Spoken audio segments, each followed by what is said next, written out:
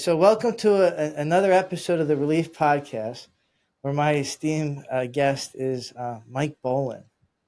Mike, welcome to the show. Hey, thanks for having me, man. Good to see you. My pleasure. Um, Mike, I've met through, we'll call them freedom events.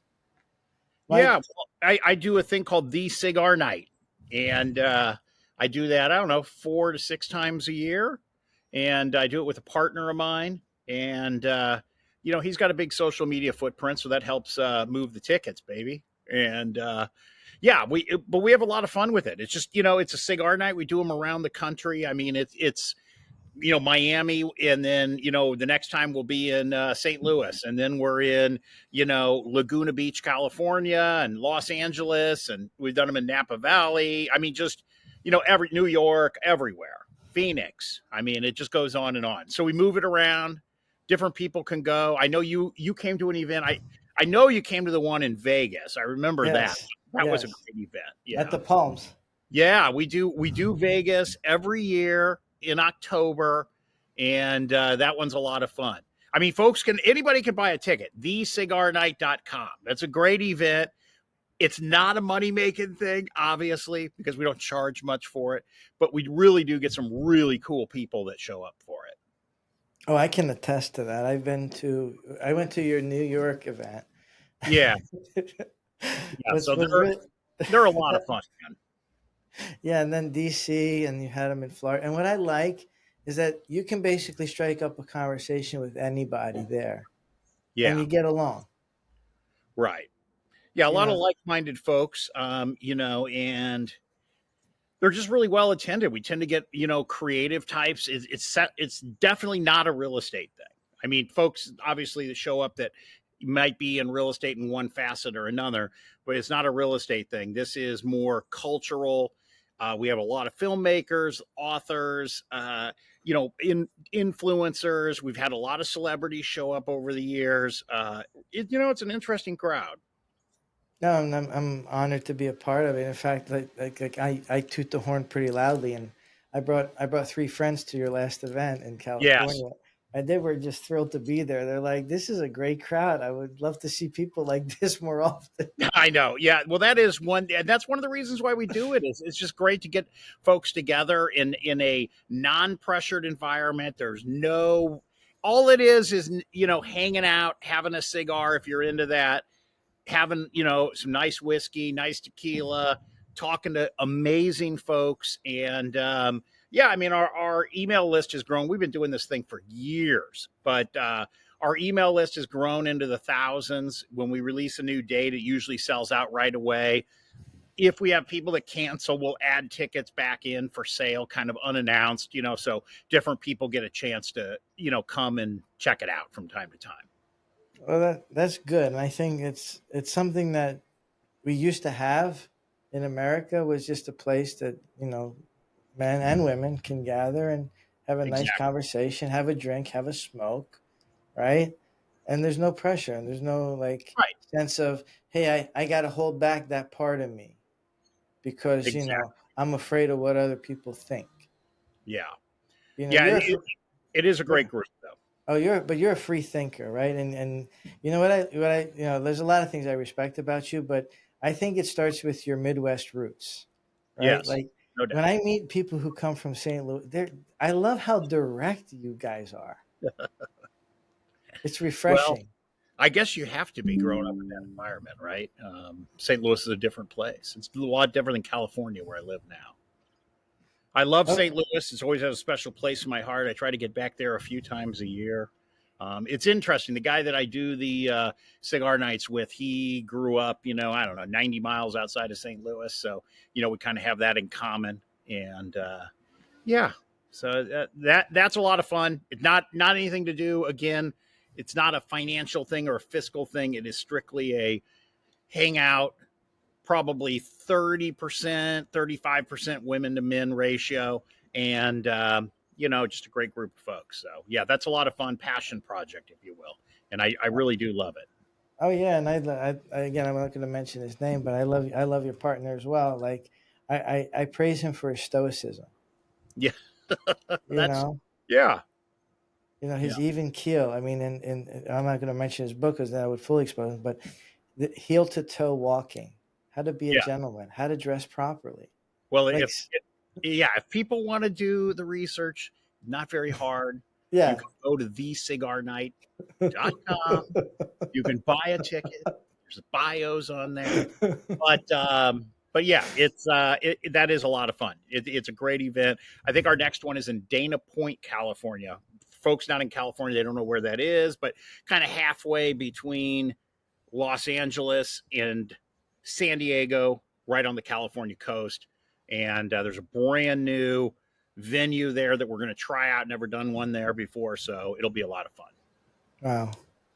Well, again, I always look forward to your events, and even recommending trusted friends to also go to your events. Yeah, And well, I anyone appreciate who's it. ever gone has thanked me for that time, because I think and I want to honor you guys for doing that, because most people don't want to put anything together. Yeah, I mean, there is stuff like that. I guess that's the nice thing, about having a few bucks is you can do some passion projects like that maybe are not fiscally focused, but they really bring a lot of joy, not just to myself, but to the people that attend and people that go to those events. So yeah, we very much look at those as cultural events more than like a networking event or a business event or anything like that. There's no selling, there's no bullshit. We don't use the list for anything other than promoting thecigarnight.com. And we have a lot of people that come that don't smoke cigars, but they come anyway. So that's not necessarily part of it, but it is available. So What I love is to be in this idea of a no judgment zone, just yeah, accepting people where they are and meeting them where they are. Like that. exactly. That's a very self-aware and mature place to be. Yeah, So, thanks for fostering that kind of environment. And I you can bet. imagine that's the same kind of mindset that you've applied in business, in your career. Yeah, I mean, I've been very fortunate, in my career. I've done really well. Bought real estate a long time ago and kind of added to my portfolio over the years. Held on to it, and it generates a nice income for me now, which allows me to pursue things I love. I will say though, I did get a little bored over the past couple of years and kind of circled back to real estate brokerage, which I've been doing for about a year now. And, I enjoy that. I enjoy real estate brokerage a lot.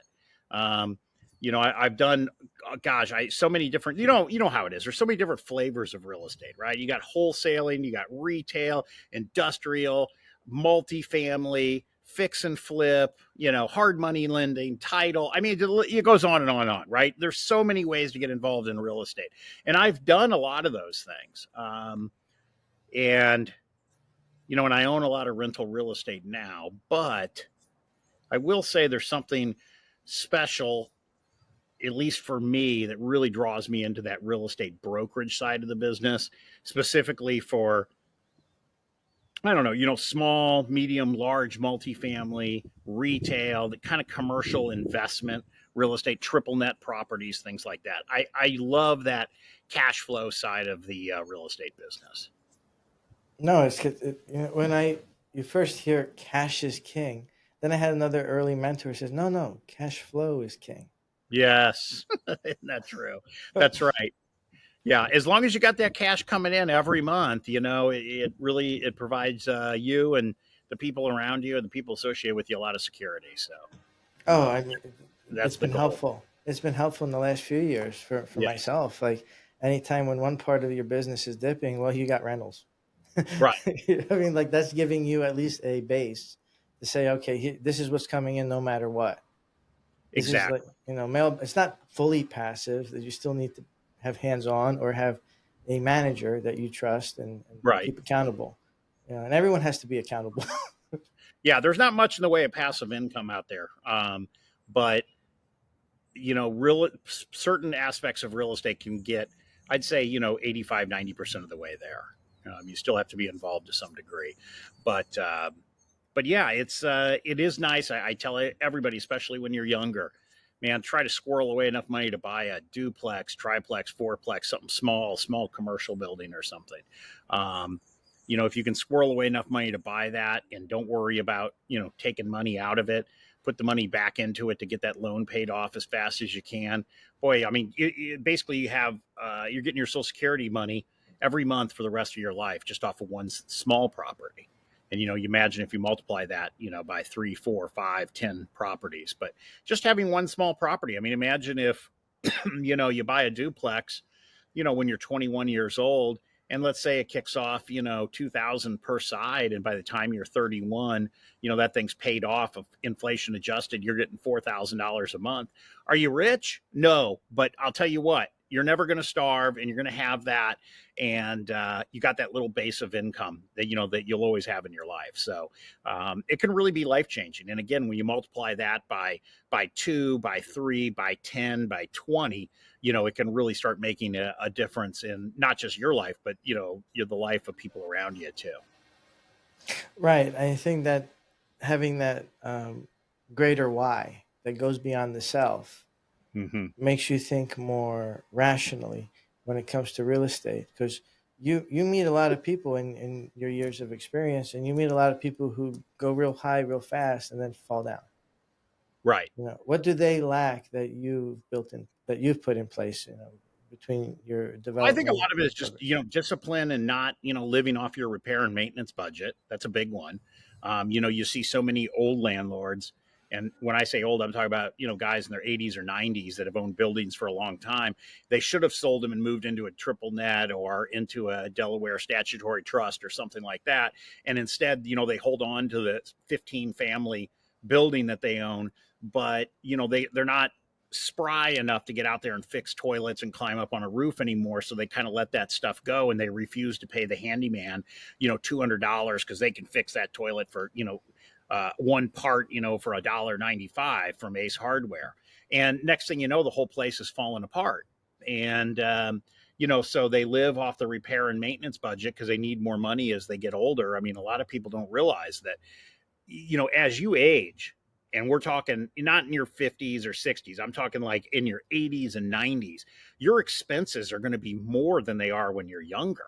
Because you got all these healthcare expenses and different things in your life. So you got to have more money. So if you get used to a certain amount, and that's what happens with these real estate investors is, their needs for healthcare and, assisted living or whatever it is goes up. They need more money. And so they start pulling it out of their R&M budget, which just turns into a disaster when they pass away. Their heirs get, some, I'm sure you've seen it, four families clustered together, and they used to be the pride of the neighborhood. And now they're total garbage because they've been neglected for 15 or 20 years. We run into that constantly. So, there's a lot to be said for real estate, but again, it's not passive. You got to keep an eye on it. You got to constantly evaluate it. Am I in the best place for me, or should I move into a different place or a different asset, or, that kind of thing. So that's the piece of the business that I really enjoy, is looking at that kind of stuff and helping people get into it, helping them evaluate where they're at. And then, do we need to, adjust your asset profile? Right. And now, like, let's say, rates went up in the last couple of years, right? How that affected people, and then rents go up, right? Yeah. Sometimes disproportionately higher than uh, inflation. Right. That Yeah. that So speaks yeah, to. we're in a situation now where these rates have gone up so much, and if you bought something on a 2 or a 3 year, uh, adjustable rate, and now you're going from say 3.75, to 8% on a commercial money on a 10 unit building, your entire profile on that project looks completely different now. So, and there's a lot of that going on, large scale and small scale, medium scale buildings.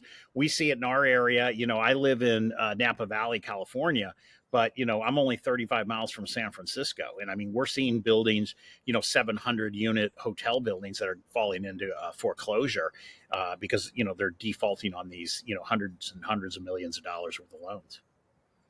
So what went wrong? What would you say went wrong for such a? Because this is a prime real estate area. Like when I've been to San Francisco, and that area, the Palisades where they say Tom Cruise and others live, those Yeah. $20 million homes.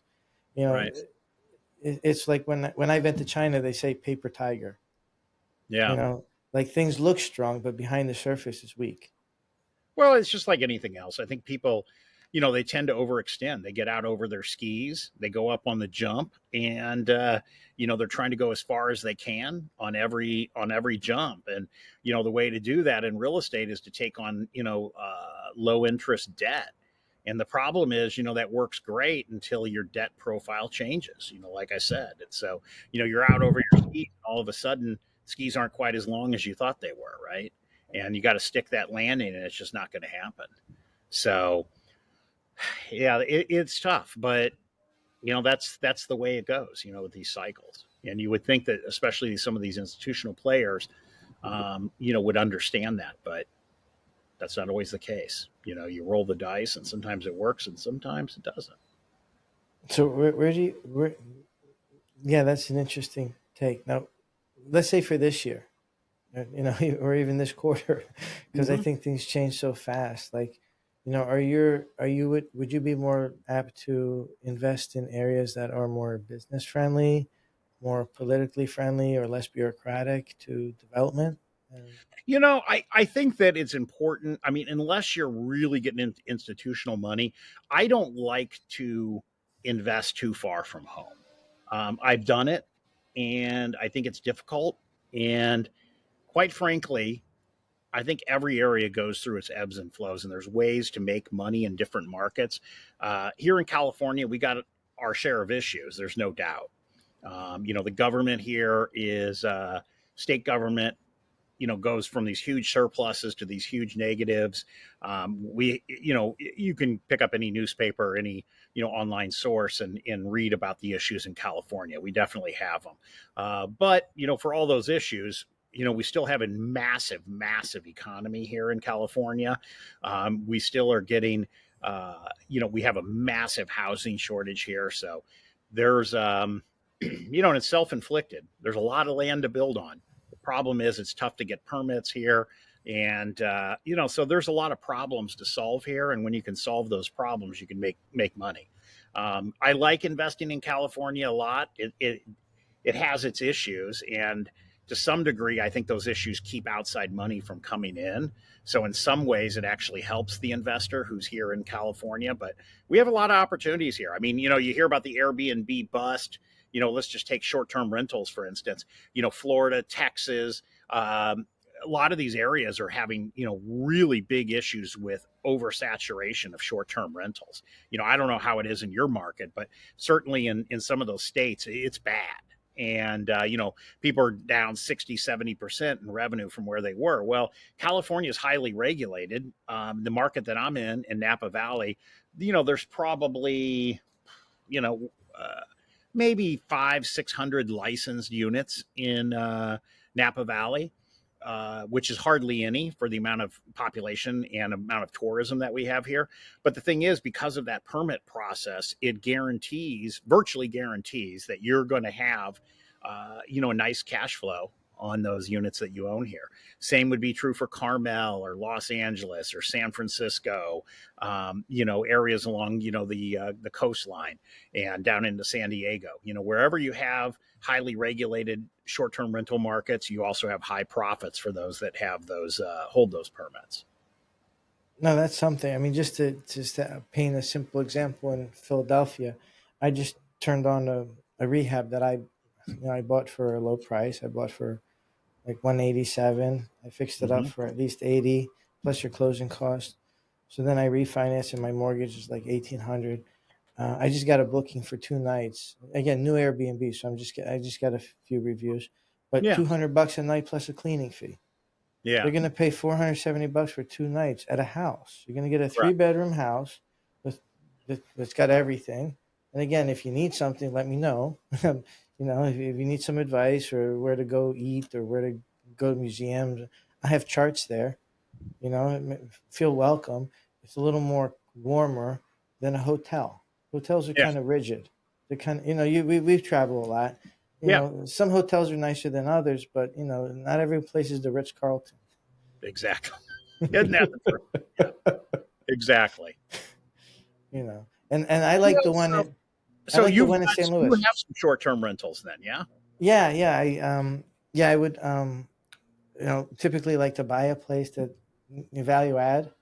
Yeah. right? And now there's all kinds of creative ways to buy properties. Sometimes you take over the mortgage, Right. right? Like if someone had a mortgage at 5%, if you can buy that and pay them the difference or work out a deal with a balloon payment at some point, you secure that rate without having to qualify. You just walk in their shoes and keep walking. Yeah. Um, I've helped people who are about to lose their place to foreclosure. That's how I have my 5 unit building, Yeah. right? The guy was about to lose it, and he's like, "Can I borrow money?" I said, "What for?" "Well, I'm 5 payments behind." And I just said the most honest thing I could, which is, "If I gave you this money, I might as well burn it." Right. Exactly. Then he said the magic words. What was the magic words? "I don't give a fuck." Oh, good, Yeah. good, Yeah. good. When people put their hands up, that's your opportunity to walk in and make a deal. And Yes. in that case, I made a deal with the private lender at half the interest rate. So where are you buying? Are you in Philly proper, or are you outskirts, or where do you I do? I focus like I've looked at a lot of markets, traveled to a lot of places, and I like the Philadelphia market. I like parts of South Jersey in terms Okay. of trading, sometimes trading the contracts on a wholesale level. Sure. If it's something that I really like, like I will pick up a project once in a while, but I don't want to overcommit and be all over the place. Yeah. Like I want to know that if I am on a project that it's accountable, that if it's not me running the job, it's somebody who's checking in with me on phone calls. Nothing is just good and nothing is good enough, Right. because the moment someone kind of lets loose, then they just go off and do their own thing, and then your costs go out of hand. And right now, when you know, so let's say in Florida, that's the other market I kind of like to buy properties in and sell wholesale deals.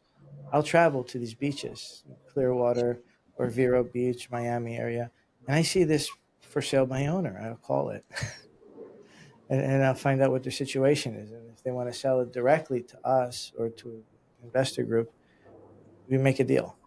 So Yeah. I'd like to make deals where I like to be. So just like you said, you're familiar with California. To me, I look at the opportunities there, but I'm not familiar with the market. Right. So you don't want to be the outsider jumping in and paying too much. Yeah. Definitely not. Um, yeah. It's yeah. Most markets, I'm sure, like this, but the California market is rife with regulation and rules and things like that, bureaucracy, and so you have to be able to weave through that, especially if you get into areas like San Francisco or Los Angeles, for sure. Are they anti-development? Like, because they don't want a building to be above a certain story. They think it would ruin the Oh yeah. landscape. I mean, that's just the tip of the iceberg, but absolutely. I mean, that's one of the issues in Napa Valley. It can take you 2 to 3 years to get a building permit for a house. Like, so just, I mean, again, as capitalists, when you look at a bureaucratic system, like you just want to have a development. You're Right. willing to risk your capital that like I said, you're literally flipped pancakes to earn that money. Yes. Like, Exactly. you know what I mean? Like you have a successful history of owning IHOPs, Right. making money, leveraging it from this investment to that investment to another investment. Now it's time to improve a part of town so that more people can visit and bring more money to the economy. And they say no. Yeah, I mean, it's they just slow walk things. In areas where they don't want development, everything is slow walked. And then you got to keep in mind that you have a bloated government bureaucracy, and everybody's got to get fed, right? So it doesn't make sense to speed things through, because your budget can go higher and you can have more people if it takes you longer to process things. So, a lot of people, I've heard people describe California as trifling, and I think that's probably pretty accurate. It's everything is trifling, you know, and it just takes a long time. So there's opportunities in that, but there's also a lot of annoyance in that too. So it's something that you really have to get used to. I mean, I have friends that maybe do business in, let's just say, Missouri, where basically you go in And if you're in the right area, you just walk in, pay your $82 and get your building permit. Hey, here's my plans. Okay, yeah, those look pretty good. $82. Okay, let's go. Just push the trees over, dig a hole, burn them in Yeah. there, and Yep. start building. Yeah. So, obviously California is quite a bit different than that. So our prices are artificially inflated here. I mean, everything's so expensive. It's not so expensive because it's California. It's so expensive because there's vacant land everywhere, but you can't build on it. Or if you can, it's going to take you a gazillion years to, get the permits to do so. So it's just, Wow. we're woefully underserved when it comes to housing. No, that's a shame, and like I said, as problem solvers, as you mentioned earlier, like it would be great to somehow break through that gauntlet of Yeah. And I think there's a lot of, and I've done well here. I mean, I've done really well doing that, but it is annoying and trifling, and so you have to be up for that. Not everybody is, so, and, there's a lot to be said. I mean, again, California's got a lot of issues. There's no way I can sugarcoat that, but it also has some of the best weather on the planet. And, there's something to be said for, like I'm in my backyard right now and, it's sunny and beautiful out. And, it's just one of those things. And what are we? We're in like middle of January right now. So, I mean, it's California, baby. the hey, weather is, I, the I weather is invigorating. that's a Man. real backdrop, everybody. That's not a Zoom Oh yeah, that's screen. not a green screen. I'm sure I've got a floaty or something back there. There you go, rubber duck in the background. Yeah. So, I think my pool float is back. There it is. There you go. It's just moving around. You'll see it move around behind me. Yeah. But If I, no, it's not a green screen. Yeah, I am actually I am in California, Napa Valley right now. And yeah, and so that's one of the reasons why I love going here. I mean, after we're done with this, I'm heading over with a couple gals, and we're going to go over to the country club, sit on the back patio and smoke some cigars outside and drink some drinks and hang out. So, sweet. it's there's a lot to be said for being able to do that. Growing up in Missouri, my dad sends me these pictures, and I don't know what it is today. I mean, I could look on my phone, but he was sending me these like a week ago, and he was like, "Oh, our high today is 0. Our low is -12." And I'm like, "Wow, well, that's great for you, I suppose." But yeah, so though it doesn't freeze here. We don't get any snow, so I've spent the better part of my adult life trying to avoid snow. And so I stay in California during the winter time as much as possible. Although I did go to Vegas last weekend, but there's no snow there. I can report on that. So, Oh, that's lovely. I was last in Vegas a few months ago. Actually, stayed at the Trump Tower, oh, randomly at nice. the 45th floor. Well, I haven't talked to anybody that stayed there. Is it a nice facility? It is now. No, Well, it they don't has have a no. casino, It, but I would it imagine has it's no casino because you okay. either didn't apply for it or wasn't eligible at the time. Uh huh. But it's a quiet place, good breakfast, and again, you're left alone. So if you want Right. to go find the strip, go do a short walk and go find everything. But you're Right. off the beaten path. It's quiet. You can have your meetings, and Yeah. you're good. It's not the best place in town, but it's not the worst. Definitely not the worst.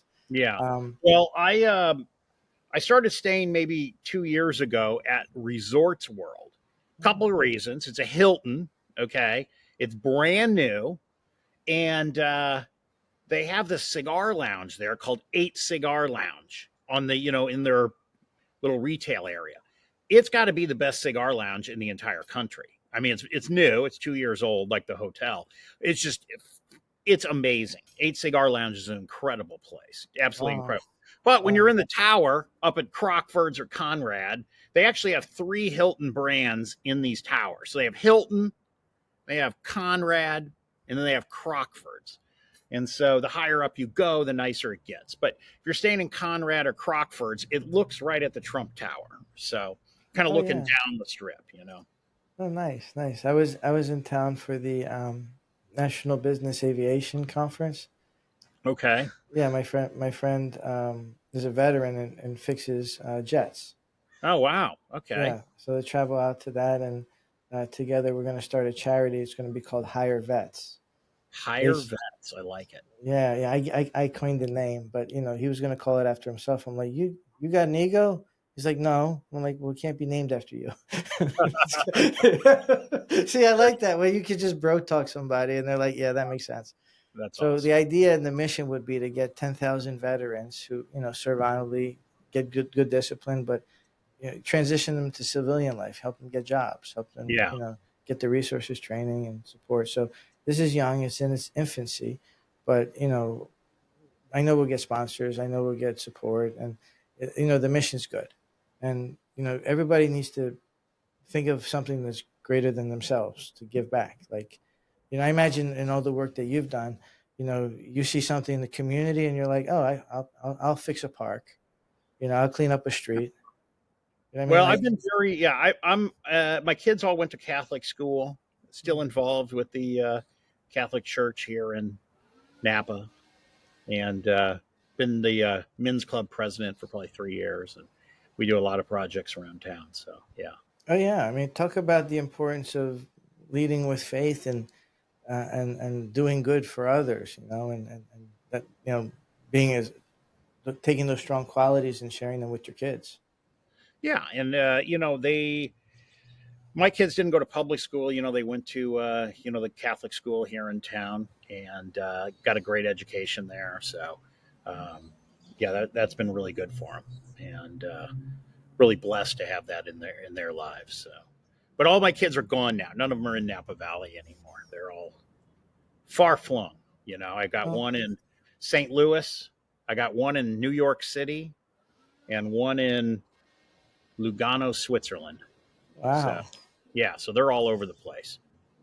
Wow, that's that. You know what it is when you travel and you live somewhere else, it widens your perspective. Yes. You Yeah. know, I asked an Uber driver once. I said, "What? Why do you live in St. Louis?" I said, "What's the best part of living here?" He said, after some deep thought, "We have four seasons." Yeah, that's true. They do have four seasons. I always joke with my father. I tell him that in St. Louis, you get 5 California days a year. You just don't know when you're going to get them. Those low humidity, 78 degrees, clear blue sky, beautiful day. In St. Louis, it's either raining, snowing, too humid, too cold, too hot, too windy, whatever the hell Oh, they got going on there. it, I love it as my hometown. And I'll sure. tell you, it's one of the best places to go back to and, reconnect with childhood friends and high school friends and stuff like that. And I will say the bars there, they definitely know how to do a sports bar correctly in Oh Missouri. yeah, I mean they have good steakhouse. You go to a place like Annie Gunn's, or there's a Yeah, handful of others, or there's that Oyster House near the stadium. Like that, that's pretty good. right. Yeah, there's some Um, the great places. And Annie Gunn's is that's a legendary place. My father still goes to that place. And that's been there a long time down in Chesterfield Valley for mhm. those that are familiar with it. I actually grew up and went to high school in Chesterfield, so know that area well. Oh yeah, I just walked in one day. It's like, I want dinner. We're like, do you have a reservation? Like, no. Do you have any seats open? We're like, yes, we do. Like, that was it. Like, We happen to have a spot at the bar for you. Yes. well, you know what it is. You walk in with certainty and confidence, Yes. right? It's almost like assuming the sale. You're like, I know you have a place for me here. Right. I'll eat Well, in you the seem like kitchen the if I kind of have guy to. we might have a place for. So, Well, you go in respectful, right? And you're yeah. kind and you dress well, right? And you smile. So now you're personable, right? You don't expect things. You ask for things. Well, that's how us Irish are, man. That's an Irish restaurant. They got the little snug, where the closed booth in the corners and stuff. You have a door on the booth. It's a proper Irishman spot. Right. I think it's challenging to build that kind of cultural mainstay on the coast. Yeah, yeah. But That's a little. It's a little different here. A little bit more transient, and so.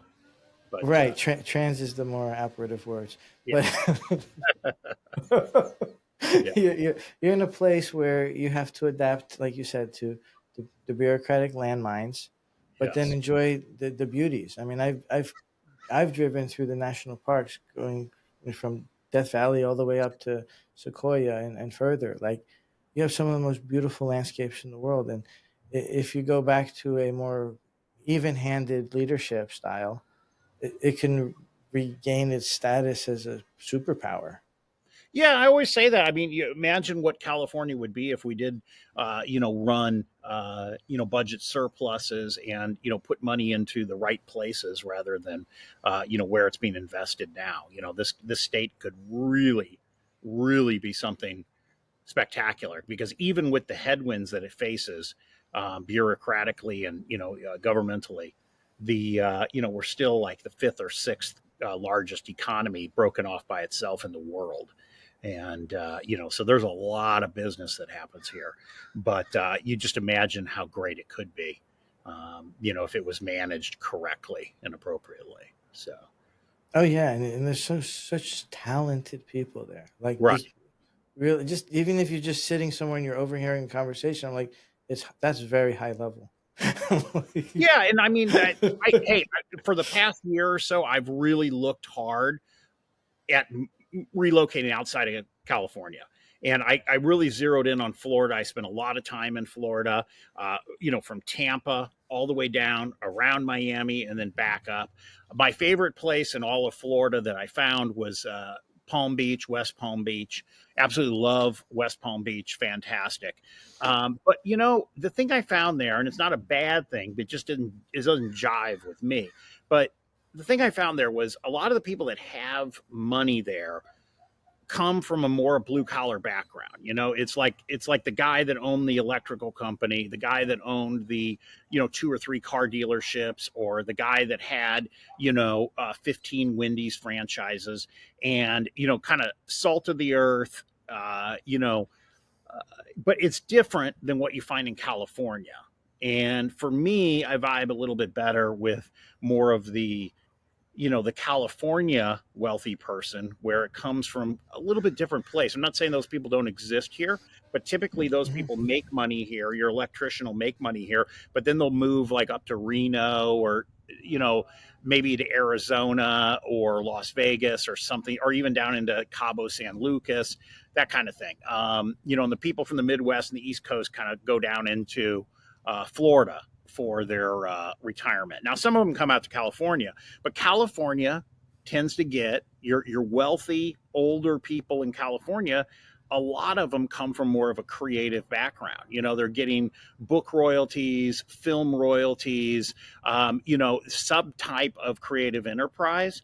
And you don't see as much of that, or at least I didn't experience as much of that in Florida as I do here in California. And so that's the piece of California that I really, really like, is that there are a lot of creative people here. And part of that is, because of, the film and TV industry that, comes out of California, and then all the pieces that, support that, from writers to musicians, etc. But that's the piece of California that I do really, really enjoy. And I just have not been able to find that anywhere else in the country. No, it's definitely a dynamic playground, and the fact that you could have such creatives within arm's length could lead to so many collaborative opportunities. Right. And then if you can't replicate that, like I said, with all due respect, like again, I respect every entrepreneur's journey, but how deep will that conversation go with the person who had 2 dealerships?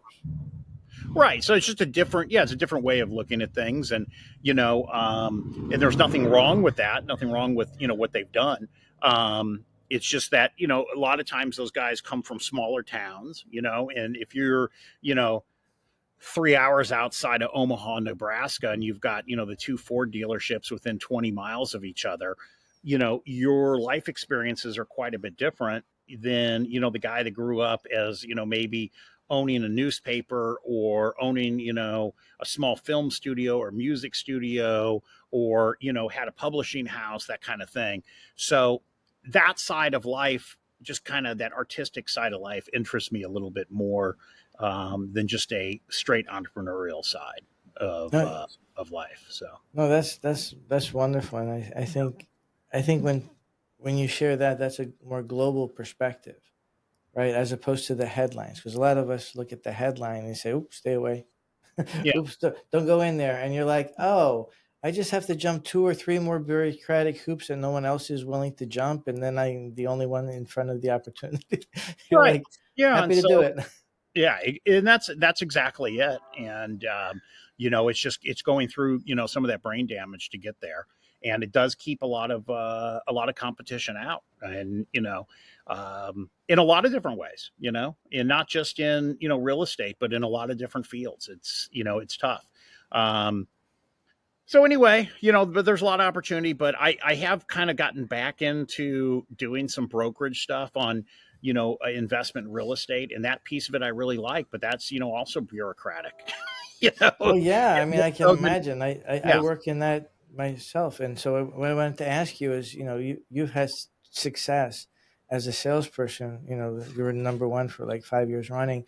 Like, what do you think it takes to build a strong sales team? And like when you recruit somebody, what do you want to ask them to test their commitment before they join up?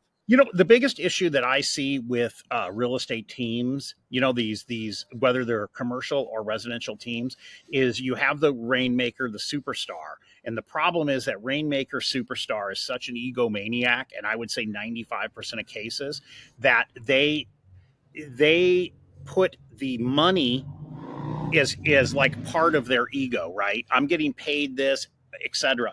And so they can't let go. They can't share the wealth. And in order to have a successful real estate team, you have to be willing to share the wealth. You have to be able to say, okay, this is a prior client of mine. My name's Susie Smith. This is a prior client. I've been working with this person for 20 years, but Joanne is on my team now. She's handling this listing, and she's going to get 50% of the revenue off of the client that I spent 20 years building. The vast majority of realtors cannot get their head around that, and they're not willing to share. And so ultimately, they go through, listing agent after listing agent after listing agent, buyer's agent after buyer's agent after buyer's agent, because they're freaking greedy. They're greedy. And so that's why they fail, because they're not willing to share. And so I've built a very loyal team. Years ago, nobody ever left my team. I think I had one or two people that I let go, but these people do not leave the team because I was very generous. And I just think that's really the key, is being a generous person. Go read the book, The Go Giver, and you'll figure it out. But most people are greedy, and that's just the way it is. And it's another opportunity, honestly. You just scoop up business from them because their team is constantly in a state of turmoil because they don't pay them enough. That's why they don't get paid. Why stay if you're not getting paid? Right, and well, not only that, then there's less certainty and confidence in that delivery. Yeah, Now someone has commission breath. Now they're more desperate to hit at the numbers, and they're getting yelled at every day. And right. and then there's this measuring stick, right, which I think is all ego. Of, oh, what's your production? Oh, I did 70 million. I did 100 million. Who Right. cares? I Yeah. want to hear the story that you impacted a family. Right. I want to hear that the kids are in better schools now. I want to hear that you're closer to your family. I want to hear that your dog's got more yard to run around in. That's cute. That's nice. That connects. Yeah. I'd rather work with someone who's done 20 deals a year than someone who's done 200 deals a year if you're more attentive. Well, again, for any of the realtors out there, if you're trying to build a team, pay your people appropriately, share the wealth, because these agents leave because they don't get paid. And if you're an agent, you're working in a team and you're making 30% or 35% or 40%, you're a sucker. You shouldn't be on that team. Get out of there. Bare minimum, you should be getting 50%. And if you've got somebody on the team and they're doing the work and they're doing XYZ, they should be sharing in the wealth. But most of these teams don't do that. They pay their people squat, and then they say, "Oh, we'll pay you 35%." And then the person gets their check and there's all these goofy ass fees taken out of it, and junk fees, and training fees. And it's like, motherfucker, I'm paying you 50%. Why do I have all these fees on top of it? It's just ridiculous. This is the problem in the real estate industry, and why most of these teams are just complete and utter failures. No, I'm Hey, glad and you. tons of opportunity for the ones that are effective out there. Well, right, and you have to remember is like you want to welcome abundance. Like if we trust each other, we do more deals. if you build a happy environment where people get paid a little bit more and now they can afford to live and get some breathing room, Right. it's not just this hero worship of look who joined up 20, 30 years ago and owns the world. Yeah. No, there's room for everybody here, but you got to work to keep that going. Yeah. And you want to pay your team well enough where they would be crazy to leave you. You give them enough deals and they get a high enough split and they're making enough money, and you give them enough support on the back end where they don't have to screw around with all this transaction paperwork and stuff. I hate that stuff. But you support them through doing their paperwork for them. You support them by giving them high quality leads that are ready to go, and you support them by paying them right. Then they'd be insane to leave you. But quite frankly, most agents should leave the team that they're on. Yeah. And another thing that's kind of funny is when someone says, "Oh, I've been doing this for 20 years, 30 years." So what? Well, that's what these idiots always say. You get these Karen agents out there. I've been doing this for, since 1978. Well, great. Then you're telling me you're an idiot, because unless you really have a passion for this business, which there aren't many of us out there besides maybe myself and a few others that really enjoy it, like don't have to do it, but do it anyway. They tell you that because they're at a loss for words. They don't know what to do. That's their go back or their fallback is, to tell you how much experience they have. But it's an embarrassment. It tells you how much of a failure you really are. Right, right. So what would you think is another key separator, differentiator from like a better agent to a worse agent? Honestly, this might sound crazy, but here is the biggest difference between a rock star agent and a not rock star agent, whether you're on a team or you're the team lead or whatever. And again, this applies to residential and commercial, is picking up the fucking phone. Call the damn leads, pick up the phone when it rings. Most people are so scared of the phone, you'd think it was like a king cobra sitting in the fucking corner of their desk. It's amazing to me. But if you're scared of the phone, it's not the business for you. And then get off your ass, get out of the office, go down to the local bar, the coffee shop, and meet your client face to face. That's when you're going to get the deal done. You're not going to get it done, texting them and talking to them on Instagram and all this kind of crap. It just doesn't work like that. Real estate's a contact sport, and you got to get in front of people. And if you're not willing to do that, you'll do some deals here and there, but you're not going to be great. You're going to be okay. And quite honestly, there's a lot of businesses you could do and be okay and make 60 or 70 grand a year with a lot less brain damage than being a residential or commercial broker. So, it's using the phone, answering the phone when it rings, not hiding from your clients. We're not secret agents, right? So don't hide from your clients, and don't be scared to call them and touch base or meet with them. But most people can't do that. So No, I like it. I take a call whenever it comes. I came out of church from a funeral today, and a call came in, and it's a seller, and yeah, it's really timely. Like, he's got a situation. I'm not going to go into it on this, but if it wasn't me, it would have been a less compassionate person to talk to him, yeah, right? And it's very timely. So if you're not there in that moment, you miss the opportunity. There's right. no call back tomorrow. There's call now. Why aren't you Yes, calling? Well, don't you have needs? What are your needs? What are your whys? What's your vision? And somebody says, "Oh, I want a future. I want a house." Well, that costs money. yes, Let's help you get there. Let's reverse engineer to a call schedule that you may commit to if this is what you really want. right. Yeah. But, Yeah, it's not I always say that, real estate, especially real estate brokerage, for somebody that's in that, it is not, it's very simple. It's just not easy, but it is very simple. So if you follow the tried and true methods, they actually work. But it's simple, but it's not easy. it's the discipline and the commitment to Yeah. do it, and letting go of, like I said, any know-it-all syndrome where we can have our flavor, we can have our style, but follow the steps, please.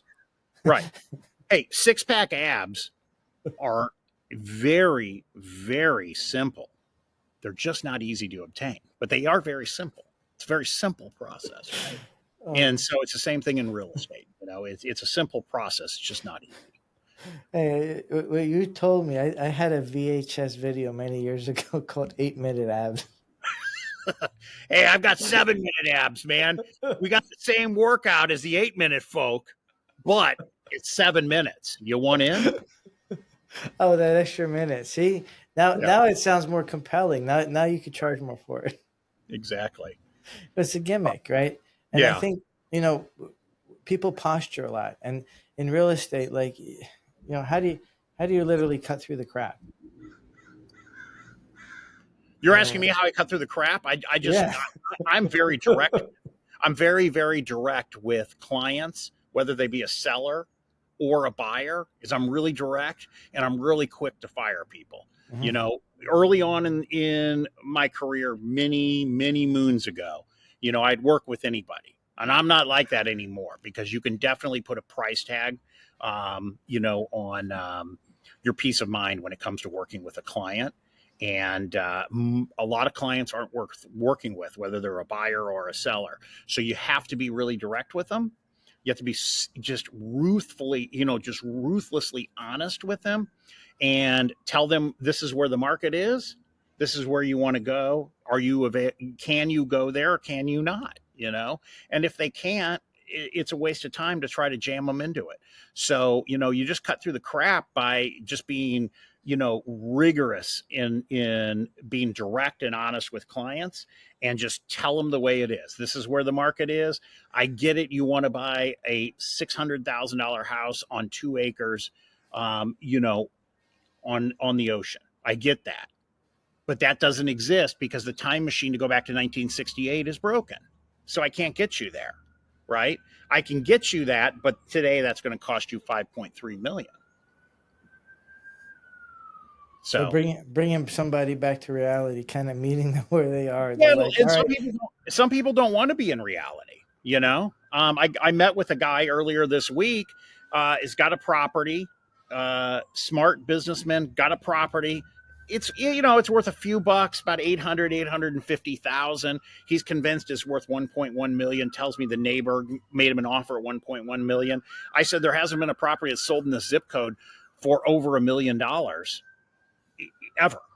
So if somebody offered you 1.1 million, you're telling me the neighbor did, this landlord next door, I would have taken that and I would have ran for the exit.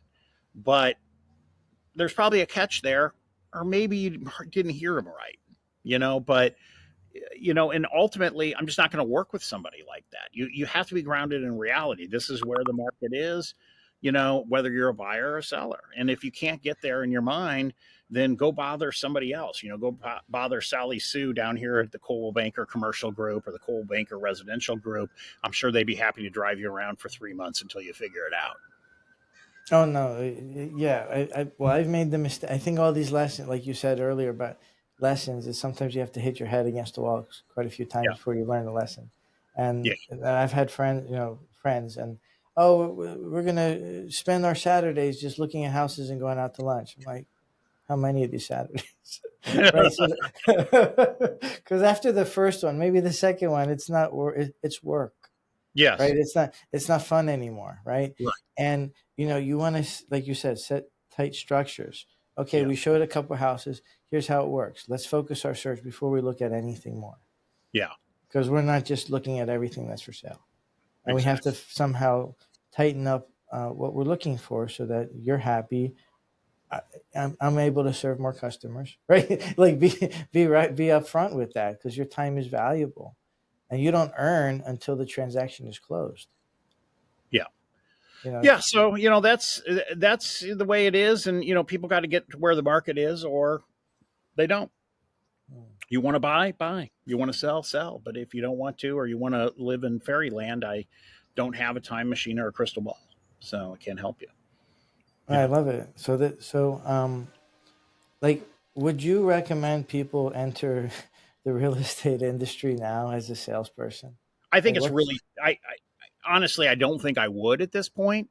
I think that there's a lot of headwinds in the industry. We've got this huge lawsuit that's coming out with commissions. I don't know where that's going to take, the real estate industry. Could be totally different in 2 or 3 years. I think there's a lot of opportunities in sales, not necessarily in real estate sales. I think that I don't know what's going to happen. I haven't followed it closely enough and got into the granular detail of, all these lawsuits. And a lot of it is unsettled law. It's still going on right now. So I don't know where the industry is going to be in 2 years. I hope that, it maintains where it is, but I don't think that's going to happen. I think we're going to be in a different place in a few years than we are right now. So, but it is, it's been really good. It's been a great industry, but I think it's really ripe for change. Um, but I do think that there's a lot of other pieces of the real estate industry that probably are not going to be disrupted as badly, and maybe that's mortgage lending, maybe that's property management, maybe that's title and escrow. There's a lot of different facets, as we talked about real estate, and maybe buyers agents kind of break off, and that's one side of the industry, and listing agents are another side of the industry where they're kind of commingled now. And maybe that becomes settled in a few years. I don't know. But I think it's kind of risky if you're getting into the industry right now. Oh yeah, and no, and I think that's why it's good in real estate to have multiple talents. Yes. You know, Yeah, you should always be buying the product you're selling, right? You should always be adding to those, those rental properties or, whatever it is, because you want those multiple streams of income, because we just don't know what's going to happen, in the industry. But oh yeah, I told somebody once, it was like a productivity coach at a Keller Williams, and they're like, "Oh, I love real estate." I said, "Great, how many properties do you own?" yeah, like, and I'd be happy to hear two or more. like I'm not stuck on 100 or 200 right. or some huge. Just to hear two, just to be grateful and share that gratitude. And he said, "Well, I own my house." I said, "Well, but you love real estate. Why don't you like collect it like cars? Like like Yeah. that's how I think about it, right? You look at that property and I see someone own that. I'm like, oh, I'd like to own something like that one day, and then I end up owning it.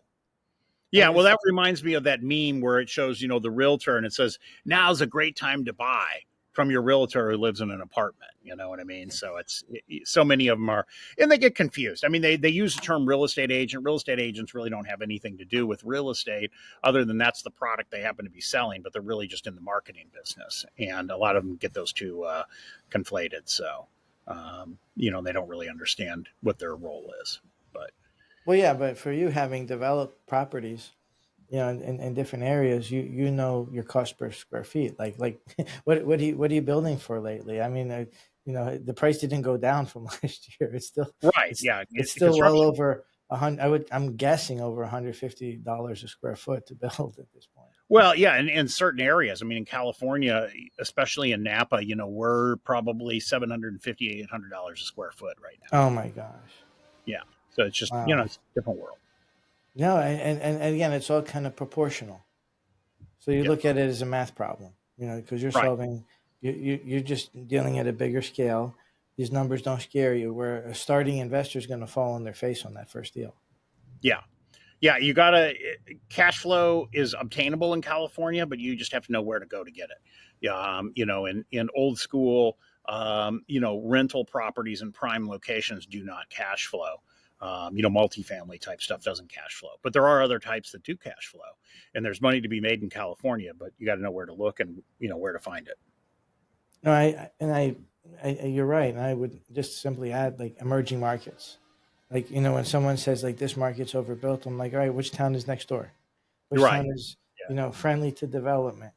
Yeah. Who's building a new school? Who's building new infrastructure? Like that's where Exactly. you want to invest in because they care about their town. Yeah. You're not just forcing something new on a block that doesn't, because if you over improve in not the ideal part of town, it's not, you're not making money. Right. Yeah. All But right, man. I'm going to sign yeah, off. yeah. Well, this Um, has been great. Thanks for I'm going thanks to for have being on the a show, Mike. I Yeah. I'm really going to go have a appreciate it. cigar at the club with the Yeah, man. gal, and How do we're going people to. find you online if they want to work with you? Probably the best place to find me would be on X, formerly known as Twitter. Hmm. And they can just find me as Mike Bolen, Bolen. So Mike at Mike Bolen. And that's where I spend most of my time, social media wise. I, spend a little bit of time on the other platforms, but that's X, Twitter is probably my favorite. Okay. Well, thanks, Mike, for being on the show. All the Yeah. best this year and all your developments, and I can't wait to have a cigar in person with you. Yeah. Hopefully we'll do that soon. So come out to one of our events, man. All right, Mike. Thanks for being on the show.